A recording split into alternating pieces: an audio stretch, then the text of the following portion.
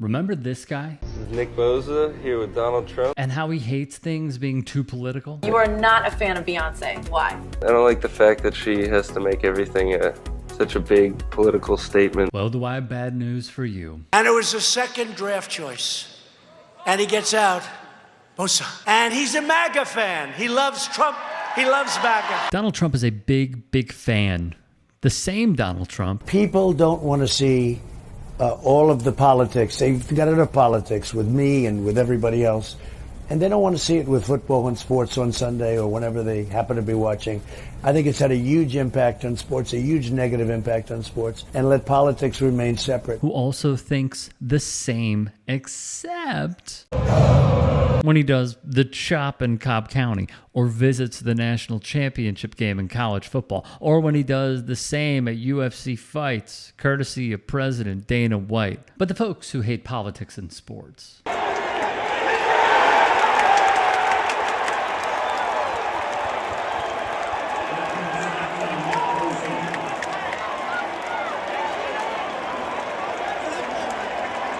are the same ones who not only dabble in it, they go all in. Here's Nick Bosa celebrating a sack by doing the Trump dance. If one is somehow unfamiliar, remember, this is how Donald Trump dances.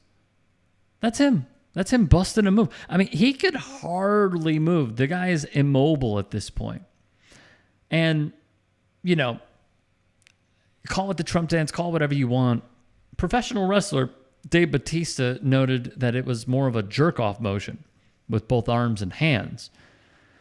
So this dude, who cannot put a smile on his face as he stares down his loyalists at each and every MAGA rally, dances like this. This followed Bosa interrupting Melissa Stark's interview with Bosa's 49ers teammates to crash the session and point to his MAGA hat.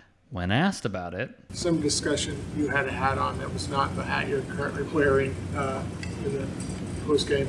Why did you take that opportunity to make what would appear to be a political statement? I'm not going to talk too much about it, but I think it's an important time. He chickened out. Bomani Jones had a take. What you mean you're not going to talk too much about it, partner? Like, you made that call. You did this. You brought us here. This ain't about something that you liked on the internet or anything else. You decided that you wanted to put that out there, and it's an important time. Now, to me, the question to ask right there is, why is this an important time? If you say this is an important time, hey, man, here's your chance, right? So what do you think makes this an important time? That would be my question. Bosa says it's an important time, but he doesn't really want to talk about it. He then tells us that he feels more comfortable expressing this because it is a different climate. But if it is a different climate, then why can't you say something, right? Like, how much of this has actually changed? But he decided to jump himself into a space of ideological, intellectual discussion, or at the very least intelligent discussion. And I think on the media end, it becomes important to ask people questions when they ask for attention. He wanted the attention for what he did. Give it to him. I'm not telling that man to shut up and rush the passer. No, I'm telling him to do the opposite. I'm saying, speak up, Playboy. I can't really understand what it is that you're talking about, but I'd like to know a little bit more about your position. Could you tell me, please? Hard to disagree. Then when Bosa met the media this past week... Nick, you could be fined for your hat. Do you have any thoughts on that? I don't know. I haven't got one yet, but if it comes, it comes. Did you know that going in, that could be a possibility? Yeah. It was well worth it. Why do you feel compelled to sort of express it? I don't think my position on speaking about it is going to change. So clearly the nation spoke, and we got what we got. Nick, how'd you enjoy last night? Did you watch the coverage? What did you think of it last night? It was fun. It's a good time. Stayed up.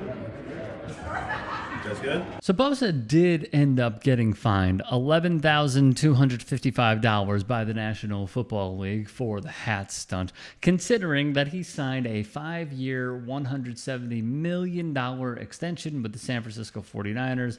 I doubt he's sweating it. From ESPN, according to league rules, players are prohibited from displaying a personal message or non-sponsored branding at any point throughout a game day when visible at the stadium and TV audience, including post-game interviews in the locker room or on the field. So the worst people, mainly on Musk's Twitter, loved this. One account that has so many freaking followers called End Wokeness, which some have speculated is operated by Jack Posobiec, a Russian asset. He loved it. He was in big approval of it. Then there's also transphobic fifth place finisher Riley Gaines, who tweeted about this and also loved it. My main point is this. For all the people who are saying that sports are too political or that politicians should stay away from sports, you have another direct example from someone who is deeply in your camp doing a little sports and politics. And it's not even, outside of the game. It's quite literally in it. It is a man celebrating another man and paying homage to him by being a great defensive player, which I've said over and over and over again, and celebrating in that fashion. It's a nod. I'm just curious when y'all are going to realize that they are inseparable, but not necessarily for reasons such as these. For more reasons than that. But hey, I await the day. If you can and are willing, please become a paid member here at TYT Sports. And or go to tyt.com/join. In addition, you can follow me on Twitter, Instagram, and TikTok. Appreciate it. Have a great day. Calling out elite people in comedy should be the rule of thumb. I think Donald Trump's hair is actually another creature. Yeah. The hair's like going, good night, Donald. Good night, Donald. There we go.